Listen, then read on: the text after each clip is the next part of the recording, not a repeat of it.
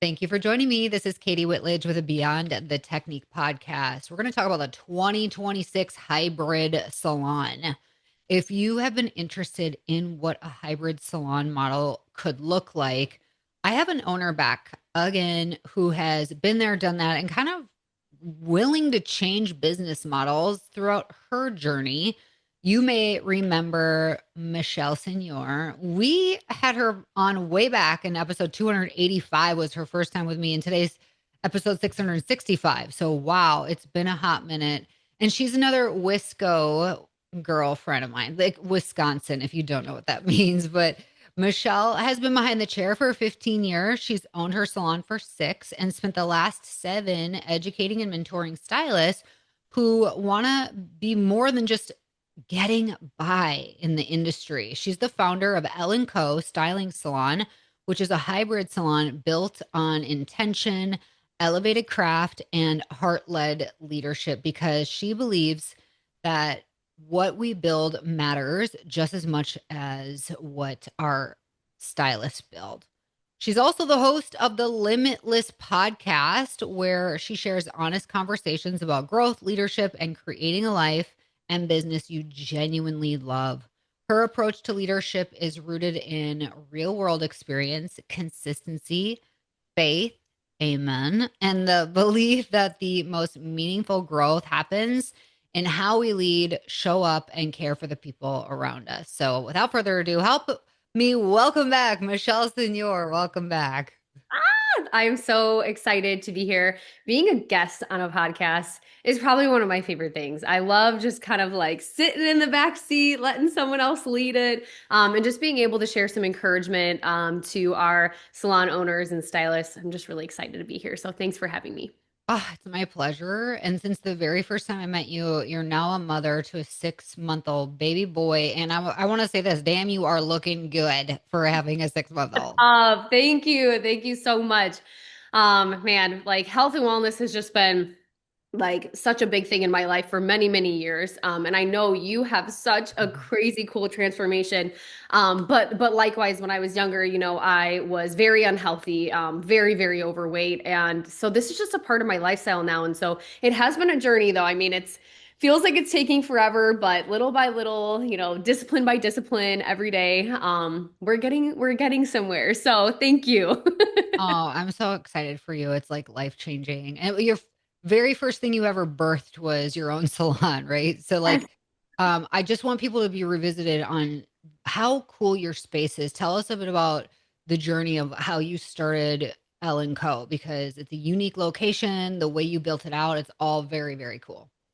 Thank you. So I was working as an employee for a large salon for about 6.5, 7 years. And that was really great in the sense that I got to see like one version, right, of salon ownership, one version of the beauty industry. And then I transitioned to a suite rental where I, kind of rented my tiny little room and started to dream up my dreams for Ellen Co while I was there.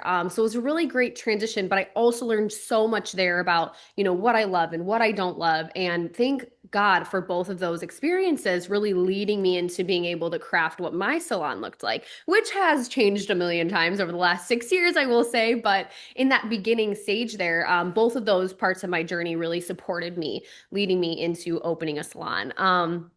And it's funny because I never imagined when I was in cosmetology school that I would own a salon. That was something that felt so far out of reach. But once I get an idea, I run with it and I get it done really quick. And I had proven to myself when I was in my studio suite that I had the ability to grow stylists really quickly. I had completely lost all of my clientele, under a non-compete agreement. And so it was like, okay, sink or swim, like we got to go.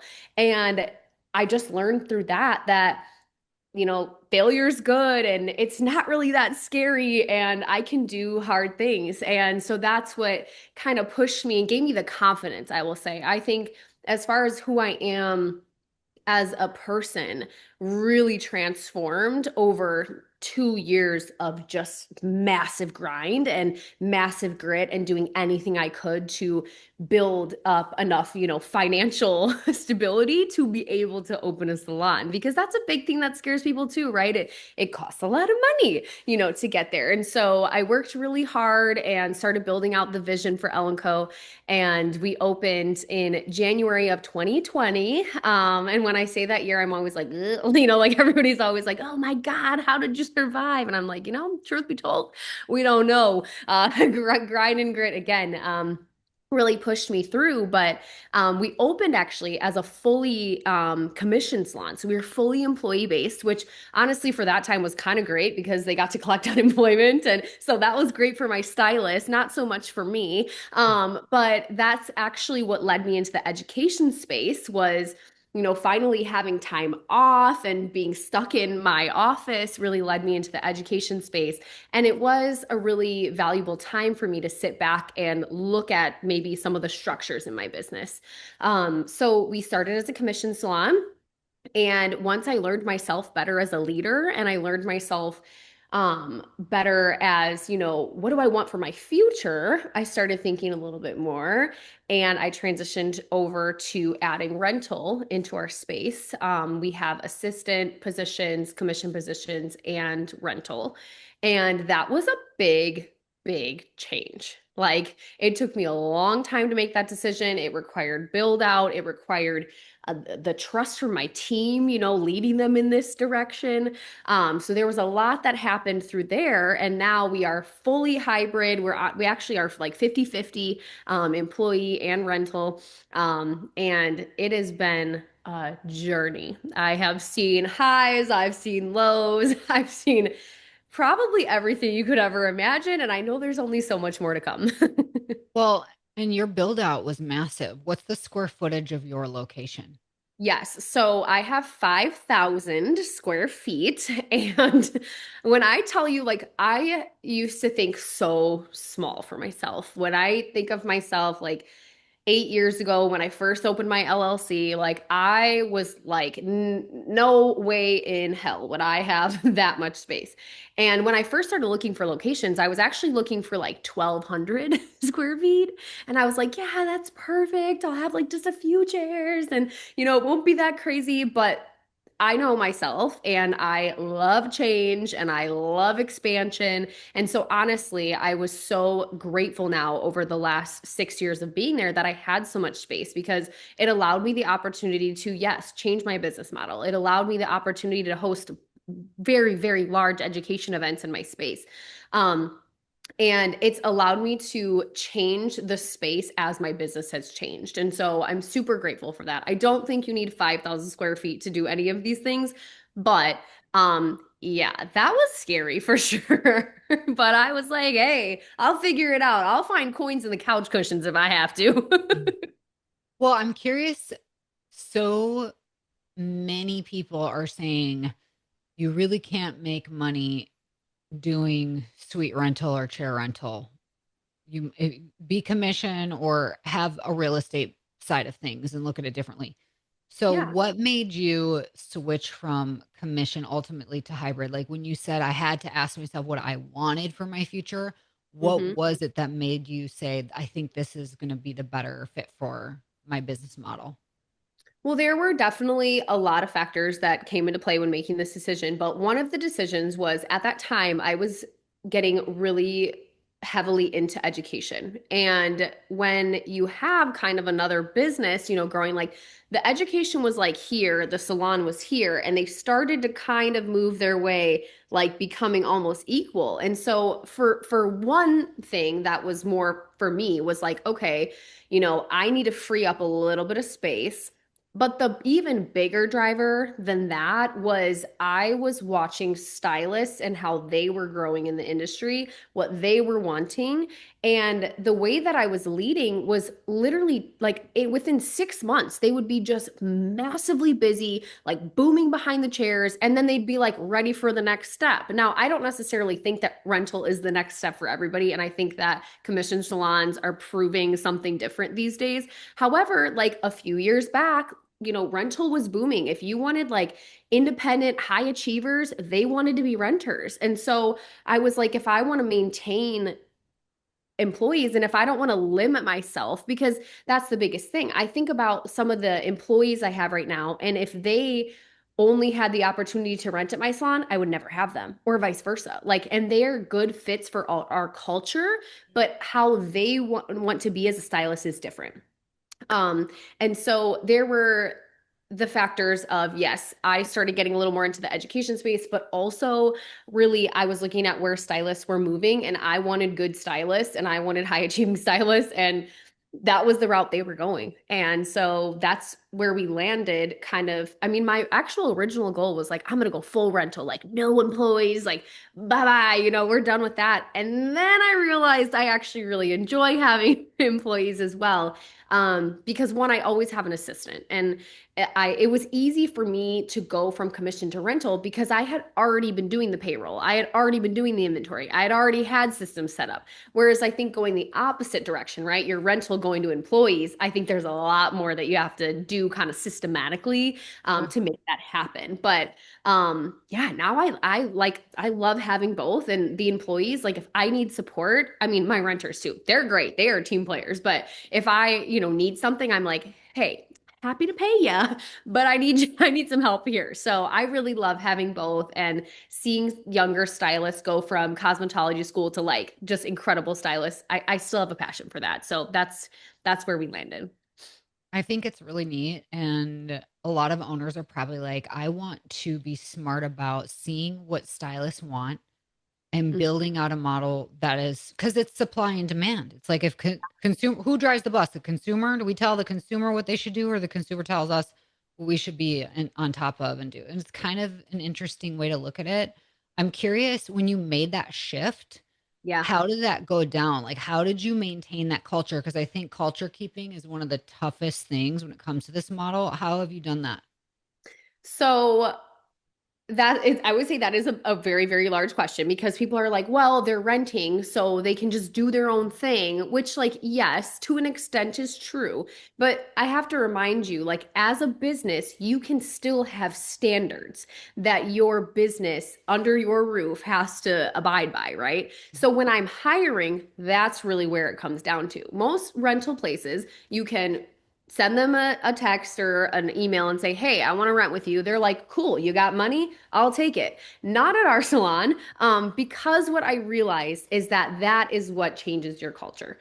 And Mhm. you really do have to still find the right people and with the right core values. It doesn't mean they're all, doing the same things on the weekends and they all have the same hair color and they look the same. Mhm. Like that's not necessarily it. But I established core values for Ellen Co Salon, and it's who we are as an individual, who we are as a team, and then what our service expectations are. So I'm not telling the renter, you have to work these hours and use these products. And, this is your foiling has to be like that. That's not it at all. But do we give 100% effort? Yes. Do we show up looking the part? Yes. Like, do we, have passion? Yes. Do we prioritize education? Yes.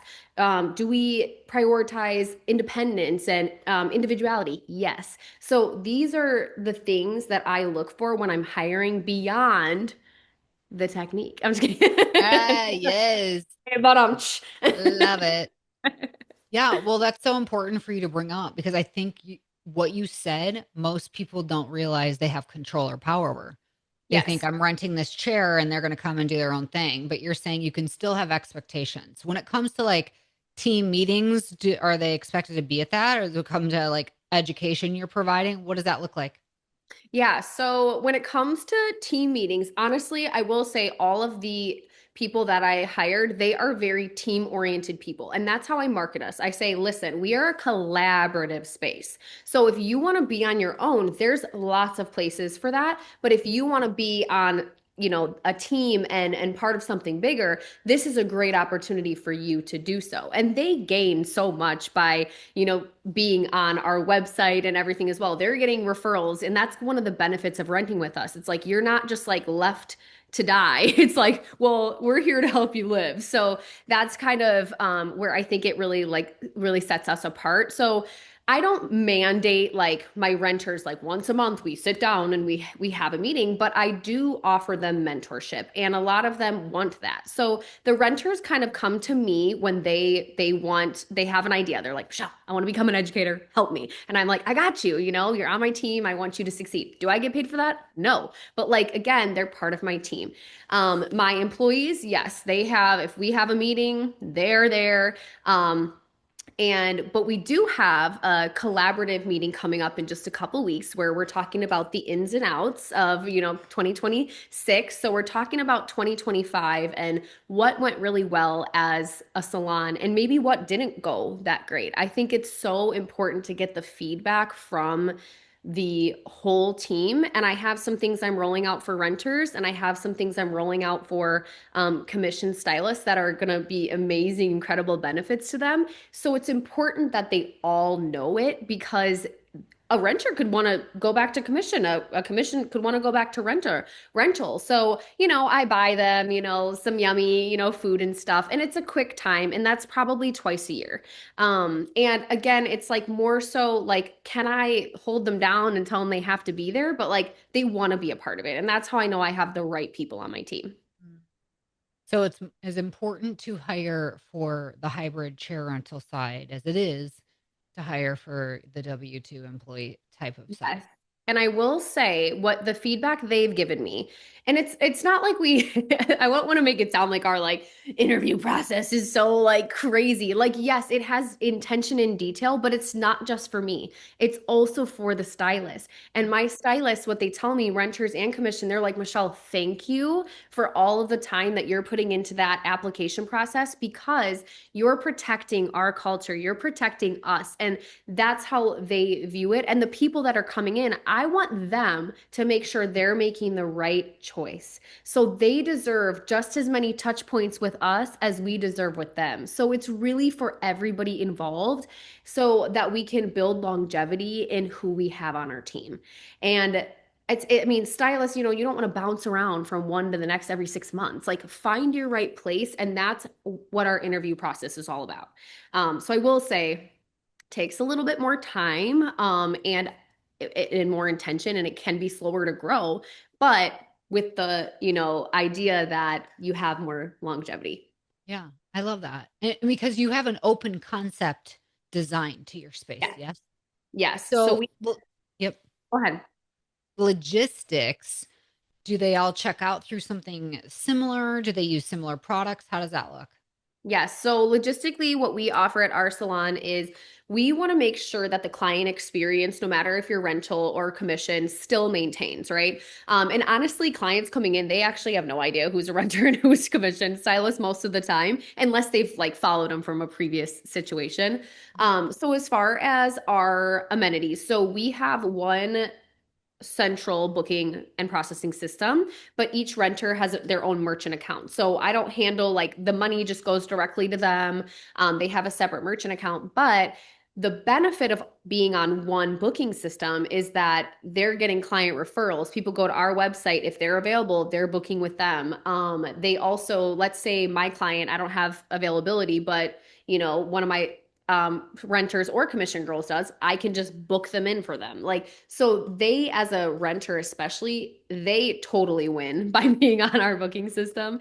And so we have the same booking system, snacks, our signature drink menu, like that's all included in your rental package, in your commission package. We provide towels and capes. We all just do them together. And then we do provide back bar at our space currently. So shampoo, conditioners, and stylers. And again, this is all just kind of packaged into their Yep. rent.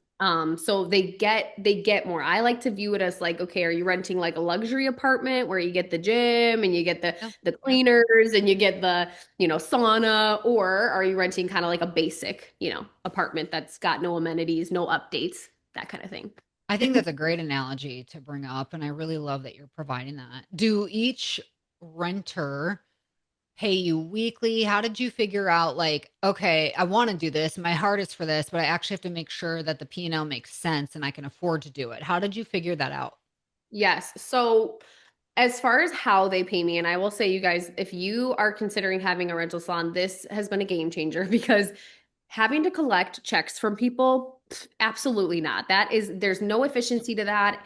It's so easy for error, right? You can forget, they can forget, all of that. So what we do is we collect a weekly rent because there's different amounts of, weeks in a month sometimes. And so then it's just clear. It's like, okay, you got 52 weeks in a year. And every Friday, that is automatically deducted through ACH from their bank account into the salon's bank account.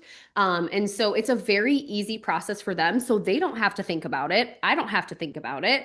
And thank goodness, they're all in good standing and things don't, overdraft. But yeah, it's a really simple process. But financially, you do have to look at like, okay, here are your business expenses. And I look at this yearly, okay? And I think that's it, or more than yearly, but like I really look at it yearly. Yep. I Yep. really do a deep dive. Like, what is our back bar costing us? What are our amenities costing us for renters? When I switched over to rental, I didn't think about like, oh my gosh, literally they can work 24/7. So our lights are on more, our heat's on, our air's on more, there's our little things that like when you have a Yep. 24/7 access, like some things increase a little bit, which I did not think about, but that's where you can always like evaluate, okay, I decided this rental rate for this year. We of course try to have our stylist back, as much as we can and not, rent, jack rent prices up. But, if you look at the numbers don't lie. And that's the same thing with commission, right? Like how much can you realistically pay commission? How much does it cost you to provide a service? These are all things that should heavily be taken into account because again, the numbers don't lie. So if you make smart decisions based off of numbers, it makes sense. It'll make sense for you. And you are known for lots of different types of education. If I remember correctly, hair extensions is one of them. Yeah. Is that still a major area for your Ellen Co business model? And does it look kind of cohesive across the board between the two types of providers that are in your space? Yes. So I will say there has been a transition with that because Okay. I, as we've kind of progressed, I've added on some like new team members, right? And the ones that are like fresh out of school, I do train them on the team to do extensions. So I have like 3 girls coming up that are going to be extension trained, which will be amazing because we need it.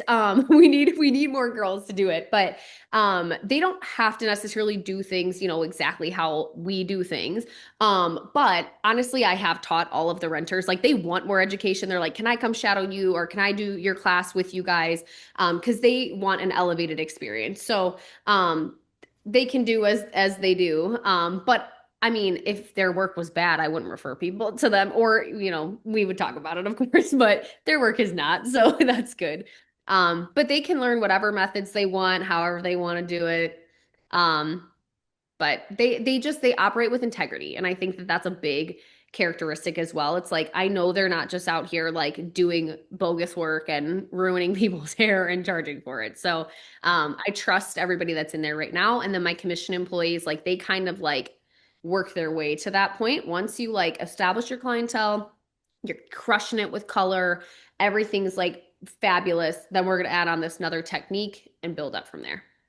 Well, speaking of that, do you have certain KPIs or a timeline where you're saying to one of your W-2s you now could qualify to rent, or is that any time? What are your thoughts on that? Honestly, it's any time that they are wanting to. They usually consult with me and are like, "Hey, what do you think? Like, do you think I'm ready for it?" Or and then we kind of can work together like, "Okay, let's look at where you're at financially. Like, does it make even sense? Like, are you even going to make more? Like, does it make sense for you to do that? Because that'd be kind of silly if you're not going to like if you're going to do more work and not make more. That's honestly silly, which I think is a big misconception in our industry. It's like, well, if I rent, I'm making more money. Let me tell you guys, okay? I ran a, business lifestyle mindset class called Six Figure Stylist, and there are a lot of renters that are profiting a lot less than some commission stylists. So you have to know your numbers. You have to make sure that you are tracking that stuff. Otherwise, you're doing more work for literally no reason. Yeah. So know your numbers. So if you can make more doing the commission side, Yeah. is the benefit really to being able to rent just the autonomy, or kind of what's what's the pros and cons there? Why go to the chair rent side then? I think a lot of people, they just want to feel like they have something like of their own. I think that's like a big thing. And I'm like, trust me, guys, I can relate. But, I think they just want something of their own. And in a lot of salon scenarios, when you are an employee, there are some, schedule restrictions and, things like that, right? Or again, maybe they don't like the product line you're using or whatever, right? So they have full freedom of their choices.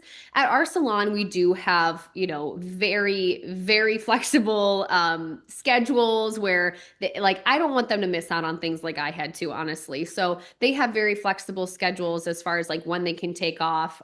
So at our salon, there's not as many things because I would consider us a very modernly run commission salon. Yeah. So I want to build leaders and I want to build independent people that can think for themselves, right? Instead of, hand holding them. And that's really where my leadership switched. It was like, okay, I'm no longer going to handhold. I'm going to teach you how. And that's how I educate people as well. So when I'm doing, whether it's coaching, one-on-one calls or whatever, it's like, shouldn't need me to hold your hand forever. Like, let's teach you how. So I think that's also why having those options really just works well for us. This is a really like deep question, but what used to keep you up at night as a commission salon owner that now with your new hybrid model doesn't? What kind of Oh man. relief did it? Yeah, I know. So honestly, what used to keep me up at night is if we even had like a 15-minute gap in our schedule, I was like our salon like is failing. My stylists are making more money, but truthfully it is their responsibility to build themselves as well as it is the salon's responsibility. So that's first and foremost. Like if they put in no effort, especially in our salon, we are very social media heavy. So if you don't put in any effort, the other girls are going to get the bookings. It just is the way it is. And so that used to literally eat me alive. And it is just nice to know that I have an option if they want to change because like the hardest thing for me honestly has been like, and people literally DM me all the time like, you make it look so easy when people like leave and transition and all that. No, no, no, no, it is not easy at all. Some people do it really respectfully, some people not so respectfully at all. But no matter what, when you pour so much into somebody and you care about them so much, it's of course hard when they leave, no matter what, no matter if it's good or bad. Like of course it's hard. And so I like that I have the ability, if they should choose to want to change the way that they run their business, they can do it in our space, that I makes want me. owners to hear that not only you providing an outlet for one of your stylists to change the route they're taking, but owners listening have the power to change the route they're taking. Just because they started one way doesn't mean they have to stay that way forever. And I think a lot of owners just get so what you just brought up, that emotional, we had a relationship and now the relationship is completely done. Yeah. That's usually this thing that they just feel is this hamster wheel that is Yeah. so painful that they stay on over and over. So what would you tell those owners just about this potential model for them? I do feel like it gives you the opportunity to allow growth within your space, which is amazing. And I think one of the other like biggest piece of advice is like, and this is still very hard for me. So when I say this, it's not like because I've got it, perfectly figured out, but there's always going to be, if you are a good leader and you are a good, owner, there's always going to be transition with stylists. There always, always, always is. And so if you can know that that happens and you can maybe have conversations with them like, hey, here's how it can go down. Like, I'm not going to like lock your schedule out and like never, like that's not how it is. Right. And they can make up whatever they want to make up in their own little pretty heads, but I know deep down that when people transition, I have done the right thing. And I have, told, the clients that the truth. I'm not going to lie to anybody because at the end of the day, it's like if somebody leaves, it's not the client's problem. It's not the client's fault. So let's not make them feel bad. About a transition. Like they should have the right to choose what they want to do without any sort of negativity around it. So yeah, I would say take take a step back because it can feel really overwhelming. And what I like to do is I like to get out a big whiteboard. And if I have an idea, the big ideas in the center, and then I like put a line and I'm like, okay, so what all has to happen? Just get it out of my brain. Like if I want to transition to rental, okay, well maybe I don't have the space. Like maybe I don't have cabinets for them. That could be like a simple thing, right? Maybe I don't have a contract or a lease. Maybe I have to, hire a lawyer to look at that. Maybe I have to I have to think about what they get as a renter, right? And then I tackle one thing at a time, and eventually it gets done. And when you're looking at that big list of things too, typically there's one or two at the very top that if you do that thing, it's gonna provide that ripple effect, right? So just be transparent with your team when you are making changes and decisions. And hopefully you're hiring people that trust you and you're building enough trust in them that's like, I've got your back. When I'm making decisions, it's not just for me. It's not just for Ellen Co. I am genuinely thinking of everybody in this puzzle. So know that if I think we need a new booking system, or our cleaning system sucks, or whatever it might be, our retail is terrible, whatever it is, right? If I think that that's the case, trust me, I am going to do my darndest to come up with a solution that works best for everybody. So really just think about that you're solving a problem whenever something comes up. So you had talked about the ACH and the automatic payments that they send you. Do they have to have an establishment license within your space? Are there special liabilities that you have to take into consideration with them doing their own thing within your space from kind of insurance perspective? What is that? I Yeah. know that I'm getting into like the nuts and bolts, but No, yeah, they have to have their own liability insurance and make sure that they're covered. I mean, obviously the salon has insurance that covers, some things, but they are their own business, so they have to have all those things. So actually, one of my renters was telling me the other day, she was like, you realize you have all these things that other people don't know that you don't realize are so good. And I was like, wow, thank you. That's really sweet. But the thing is like when you're a renter with me, you get a list and it's like, okay, like let's say you've never rented before, you have no clue that you need to have like an establishment license or insurance or anything like that. So I basically give my renters a list of things that they need to get and when they need to get it by, and then it allows them to have this like little pathway to opening their business. And so yeah. I have that for all my renters, and it makes it really easy. So then honestly, systematically, I don't forget that I need something, and Right. then also they can just know exactly what they need to do. Are you really overseeing both lanes? You're one owner of this concept and you really oversee both sides.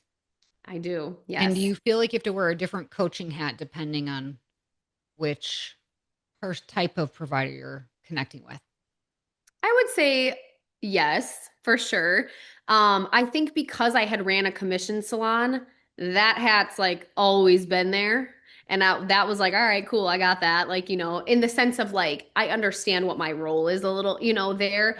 But transitioning over to the rental side, I mean, there are a lot of things I learned. In my head, even though I had kind of the culture aspect of it figured out, I was like, yeah, they just can come in. They're just a renter. Like it is what it is. But like, not really. Like they need that onboarding process like just as much as like a commission person does. It's different, but Yep. they need that onboarding as well, right? I mean, at the end of the day, like I think, and I want to bring us back to like the point where you were talking about like how it is important for us to, they're the consumer, right? So we do need to look at what they're looking for, but Yeah. also don't let that be the only driver of your decision making, because we are by nature as stylists, we are people pleasers, right? Mhm. And so sometimes we will make business decisions and be like, I'm going to make this decision because I think it's going to make everybody happy. And like, that's just what I want. But it's like, okay, that's important. And is it true to you? Is it something you actually want to do, not out of fear, but for your business? That is such good advice. And Yeah. and speaking of kind of just coming alongside mentorship for both your W-2 team members and your renters, is this an area that you provide education? So I know that you've done the six-figure stylist education and it's been showing them how to have luxury service, high ticket hair extensions. Is this now something that you do to help salon owners if they want to go down a path of having this type of business model? Yes. So kind of what it was so weird after like having a baby, right? You're like, wait, like where am I going? What am Who I am doing? I now? Like, and I was like, oh my gosh, like I missed this education side of me, but I really did need to take some, time to really like figure out what made sense for me. And again, another like life pivot, where do I want to be and where does my heart really live, in 2026 when it comes to education. And I mean, I honestly I was sitting in the sauna and I was like, bam, and it just like clicked. And I was like, because I knew something was like there, but I was like, I don't know. And so, honestly, what I've been doing for probably the last year, as far as education, when I've been taking a little step back, is I've been doing one-on-one coaching with honestly 99% salon owners. And they're most of the time virtual because they're from out of state, but they can be local. So I do, one-on-one coaching calls, and these are really whatever the stylist is having a problem with, which a lot of times it's their business model and making a big change inside of their business and how to roll that out. Because that's the how is really the hard part for a lot of people. They know what they want to do, but they don't know how to get there. And so I do a lot of, one-on-one coaching that way. And then, so that's something I've been doing for a long time, but that's so limited. I can only limit the amount of people I coach. And honestly, like, I've really found like, I feel like my niche with like who I want to coach too, just like you find your like dream, clients Yep. in behind the chair. It's kind of finding those dream clients. Like I want action takers. I want people who are willing to make the change and do the work. Because that's so fulfilling and so rewarding to me. Yeah. And are you still providing hair extension education? So that was my last class I did 1 year ago, was a hair extension class. And so this year, not right at this moment, do I have an extension class. Only for my team, I have it on my books, but who knows? We might open it up. But I guess I can just tell you guys what I'm launching. It hasn't even launched on social, but depending on when this comes out, doesn't matter either way.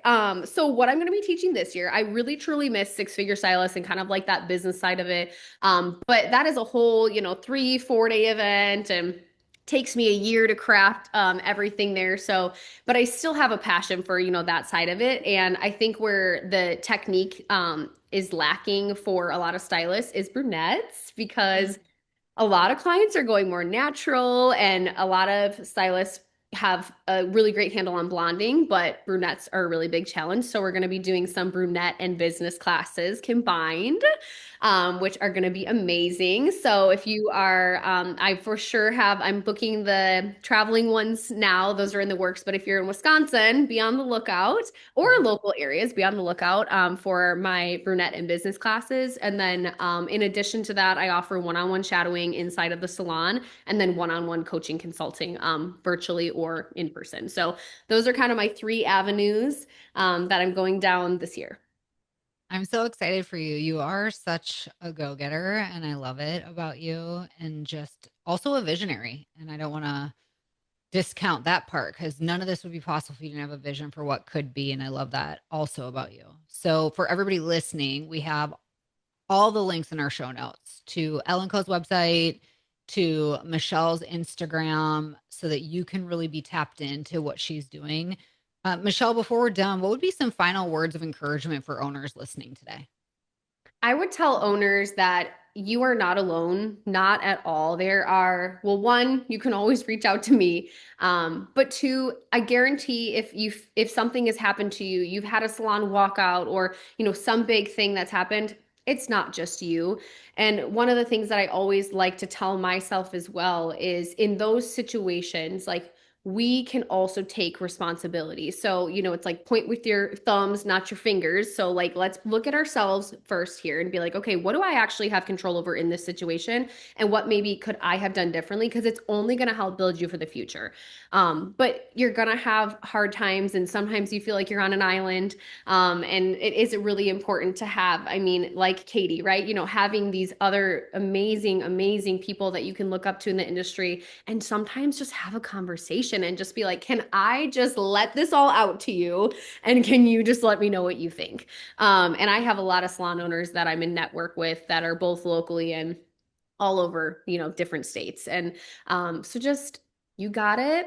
Take a deep breath, provide a solution, and you can change anything. So don't be afraid. You can change anything, including potentially a hybrid salon model. So, Michelle, thank you so much for being here to share your journey with us and just imparting so many good nuggets with us today. I took a ton of notes, so I appreciate you. Oh my gosh, of course. Thank you so much for having me. As always, I genuinely appreciate having the opportunity to not only get to hang out with you for a little bit, but also to speak to your audience. So thank you so much. Well, thank you all for joining us here week after week at Beyond the Technique. We are here to support you in your business journey. If you appreciate this platform, please take a moment, leave us a 5-star review wherever you're listening so more people like you will discover Beyond the Technique. Until next time, everybody, have an awesome day and stay strong. Did you know over 60% of first-time clients do not return for a second visit? That is so painful, but it doesn't have to be that way. That's where Maya comes in. Maya is the ultimate marketing software for the beauty and wellness industry. We have a proprietary funnel utilizing special algorithms to help connect the right consumers with the right providers at your business. This means that Maya helps you get higher spending clients you love to work with who stay the long haul. If you want to increase your revenue, increase your client count, increase your average ticket, and increase your new client retention, then you need Maya. Go to joinmaya.com to set up your own personal virtual tour and see why over 500,000 consumers have trusted Maya and the businesses we work with to find their perfect beauty and wellness pro. We promise you will love Maya.